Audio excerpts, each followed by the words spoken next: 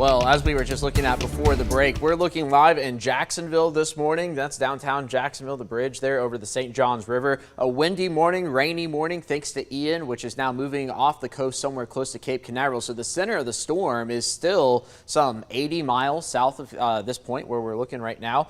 And it looks like the weather computer's not wanting to advance on me. So let me see if I can figure that out real fast. But yes, there is Ian down there in the Sunshine State. Not a whole lot of sunshine expected today. That's why. Here's our current temperatures. There we go. 57 here in Macon, 57 in Byron as well, Fort Valley, 56 in Warner Robins, 57 in Hawkinsville, 59 in Irwinton, some more 50s down towards the south. So it's a relatively cool morning, but notice the winds, they're coming around like this. They're technically spinning around the tropical storm that's down there to the south. There's the edge of the clouds here of the tropical storm now. Yesterday we were able to see that very clearly here in central Georgia. There's the rain in Jacksonville. In fact, it's just really arriving there. And then here comes the heavier stuff into Orlando. That was the hurricane making landfall. This morning, there's the rain in Jacksonville, Daytona, St. Augustine, down towards Cape Canaveral. The center is right in there. So here in central Georgia, we're in the 50s now, going to be warming into the 60s by the noon hour, 66. So somewhat similar to yesterday, but this wind is going to be kicking through the day, so much so that we have a wind advisory in effect for 20 to 25 mile an hour sustained winds,